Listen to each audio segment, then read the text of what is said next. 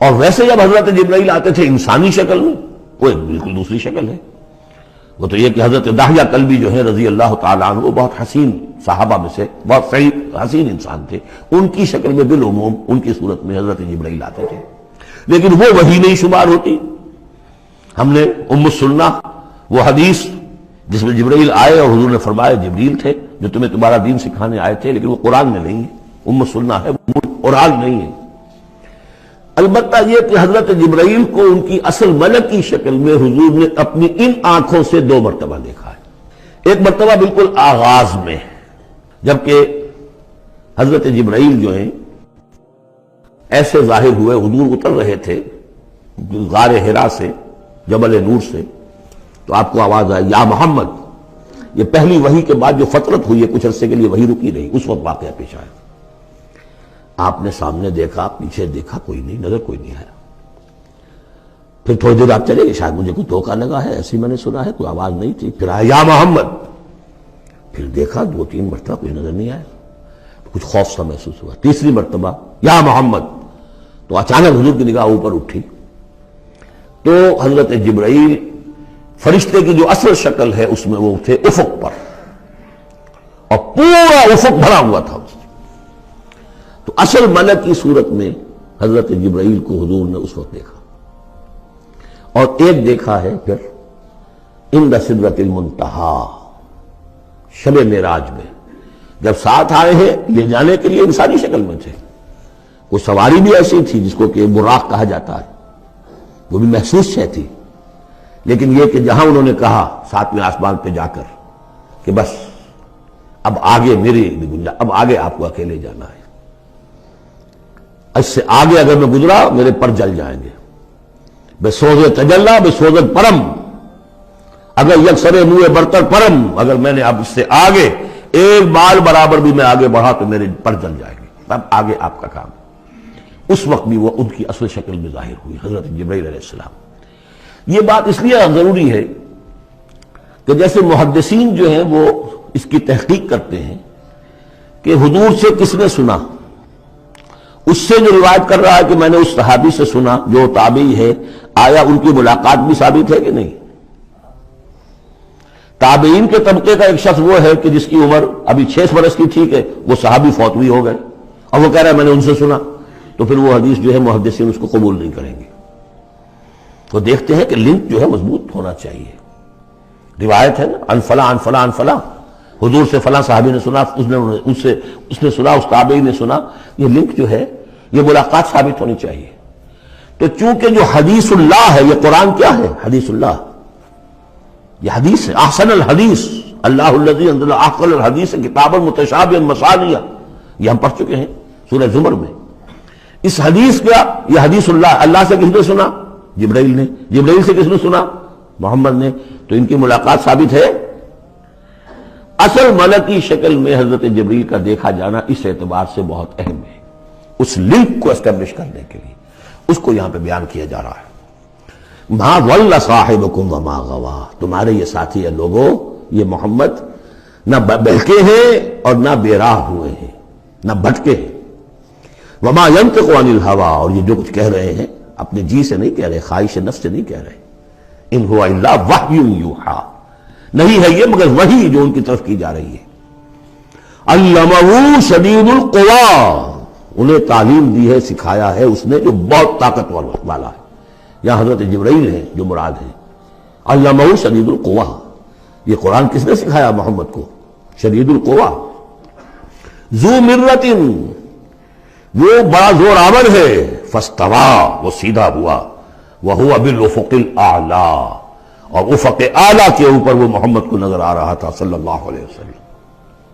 ثم دنا فتدلی، پھر ذرا نیچے کو لٹکا، قریب آیا، فکان قاب قوسین او ادنی، اور پھر وہ اتنے قریب آ گیا کہ جیسے 2 کمانوں کا فاصلہ ہو یا اس سے بھی قریب۔ فاوحی الی عبدہ ما اوحی، پھر اس نے وحی کی اللہ کے بندے کی طرف جو وحی کی۔ وہ وحی کون سی تھی؟ وہ ہے اصل میں وحی رسالت۔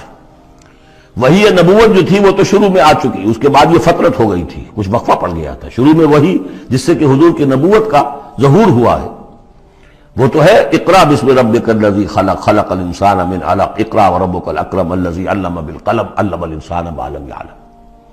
لیکن اب یہ سورہ مدثر کی آیات اس وقت نازل ہوئیں، یا ایھا المدثر، جب حضور گھر آ گئے اور پھر آپ نے اپنی اہلیہ سے کہا، خوف زدہ تھے جو بھی منظر دیکھا تھا، ملک کی شکل، فرشتے کی شکل، اب وہ تو حضور ہی نے دیکھا جو دیکھا، ہم تو نہیں سمجھ سکتے کہ آپ نے کیا دیکھا. لیکن یہ کہ اس کے بعد آپ آئے، آپ نے کہا مجھے کمبل اڑا دو، لحاف اڑا دو، لحاف اوڑھ کر آپ لیٹ گئے، تو پھر وہ وہی یا ایھا المدثر قم فانذر وربک فکبر، اے لحاف میں لپٹ کر لیٹنے والے کھڑے ہو جاؤ اور خبردار کرنا شروع کر دو لوگوں کو. اور تمہاری اس دعوت کا نقطۂ آغاز تو انذار ہے، اور اس کا ہدف دنیا میں تکبیر رب ہے. رب کو بڑا کرو، اس کی بڑائی منواؤ، اس کی بڑائی نافذ کرو. اس کا نقشہ کھینچا گیا ہے. علمہ شدید القوی ذو مرۃ فاستوی وهو بالافق الاعلی ثم دنا فتدلی فکان قاب قوسین او ادنی فاوحی الی عبدہ ما اوحی ما کذب الفؤاد ما رأى. جو کچھ انہوں نے دیکھا ان کے دل و دماغ نے اسے جھٹلایا نہیں. یہ نہیں کہا کہ نہیں یہ کیا ہے. دیکھیے ایسا ہوتا ہے کہ کوئی غیر معمولی سی بات آپ دیکھیں تو ایک شخص ہو جاتا ہے میں خواب دیکھ رہا ہوں یا حقیقت دیکھ رہا ہوں. آنچی می بیریم بیداریست تو یارم یا بے خواب. اے اللہ جو میں دیکھ رہا ہوں یا ہم دیکھ رہے ہیں یہ بیداری میں دیکھ رہے ہیں، یہ خواب میں دیکھ رہے ہیں، وہ غیر متوقع چیز. لیکن نبی کو کوئی شک نہیں ہوا. ما کذب الفؤاد ما رأى، یکسوئی کے ساتھ دل و دماغ اور جو بھی آپ کی آنکھ دیکھ رہی تھی ان میں کوئی کانفلکٹ نہیں تھا. ما کذب الفؤاد ما رأى فتمارونہ علی ما یری، تو کیا تم اس سے جھگڑتے ہو اس چیز پر کہ جسے وہ دیکھ رہا ہے. اقبال نے کہا نا کہ قلندر ہرچے گوید دید گوید، جو شخص اپنا دیکھی ہوئی چیز بیان کر رہا ہے تم اس سے جھگڑ رہے ہو. تمہارے لیے تو وہ ایک غیب کی خبر ہے، اس نے تو دیکھا ہے. افتمارونہ علی ما یری وَلَقَدْ رَآهُ نَزْلَةً أُخْرَىٰ، اس نے تو ایک مرتبہ اور بھی دیکھا. کہاں دیکھا؟ عند سدرۃ المنتہیٰ، شب معراج میں سدرۃ المنتہیٰ. کوئی بیری کا درخت ہے، وہ کیسی بیری ہے؟ ساتویں آسمان کی بیری. وہ آخری حد ہے، مخلوق کوئی اس سے آگے نہیں جا سکتی. اس سدرۃ المنتہیٰ، منتہا نہایت، حد، جہاں کی حد ہو گئی، وہاں تک حضور پہنچے ہیں سدرۃ المنتہیٰ تک. اندہا جنت الماوا، اور سب سے اونچی جو جنت ہوگی جنت الماوا، وہ اس کے قریب ہی ہے، وہ بھی ساتویں آسمان پر ہے. یہ تو درجہ بدرجہ ترقی ہوتی جائے گی نا. پہلی ضیافت جو ہے، پہلی نزل جو ہے وہ تو اسی زمین پر ہو جائے گی. پھر جو ترقی ہوگی اپنے اپنے مدارج، اپنے اپنے مراتب، اپنے اپنے مقامات، اپنے اپنے ایمان کی گہرائی، اپنے اپنے اعمال صالحہ، اپنا اپنا انفاق مال و جان، اس کے حوالے سے درجے ہوں گے. اندہا جنت الماوا اذ یغشی السدرۃ ما یغشی، جبکہ ڈھانپے ہوئے تھا اس بیری کو جو ڈھانپے ہوئے تھا. اب تمہیں کیا بتائیں کیا ڈھانپے ہوئے تھا، تم نہیں سمجھ سکتے. دیکھیے کس طریقے سے اذ یغشی السدرۃ، کوئی انوار الہیہ کا کوئی ایسا نزول ہے وہاں جو زبان سے ادا نہیں ہو سکتا. کوئی الفاظ نہیں ہے کہ جو ان کی تعبیر کر سکے. اس پر انوار الہیہ کا کوئی نزول ہے. اذ یغشی السدرۃ ما یغشی، جبکہ چھایا ہوا تھا اس بیری کے اوپر جو چھایا ہوا تھا، جبکہ ڈھانپا ہوا تھا اس بیری کو جس میں ڈھانکا ہوا تھا. ما زاغ البصر وما طغی، نبی کی آنکھ اس وقت نہ کج ہوئی نہ حد سے بڑھی. یہ دو انتہائیں ہوتی ہیں. ایک تو یہ کہ آپ کسی انٹینس لائٹ کو فیس نہ کر سکے تو نگاہ ہٹائیں گے، آپ یہ جھپک لیں گے، فیس نہیں کر سکتے اگر آپ میں ہمت نہیں، استعداد نہیں ہے. نبی کا ظرف اتنا تھا کہ ان انوار الہیہ کا براہ راست مشاہدہ کیا ہے، اور نگاہ آپ کو ادھر ادھر کرنے کی ضرورت پیش نہیں آئی. لیکن طغا ایک حد ادب بھی ہوتا ہے جس سے آگے انسان کو نہیں جانا چاہیے. نگاہ جو ہے اس نے بے ادبی کی روش بھی اختیار نہ کی. علامہ اقبال نے، واقعہ یہ کہ اس آیت کو میں نے سمجھا علامہ اقبال کے ایک شعر سے، اور اکثر و بیشتر لوگ نہیں سمجھ سکے اس آیت کو. ذوق و شوق کے نام سے جو ان کی نظم ہے بال جبریل میں، وہ میرے نزدیک ان کے شاعرانہ جو ان کی استعداد ہے اس میں بلند ترین نظم ہے. وہ جہاں تک پیغام ان کا جو ہے امت مسلمہ کے لیے، اس کے لیے ابلیس کی مجلس شورا، وہ کلائمیکس ہے، اور وہ ہے بھی ان کے آخری زمانے کی نظم ہے، سن 36 میں انہوں نے کہی ہے۔ اس کے بعد تو بیماری اتنے رہے ہیں، بہت کم اشعار کہے، لیکن اس میں ذوق و شوق میں ایک شعر ہے: عین وصال میں مجھے حوصلہ نظر نہ تھا،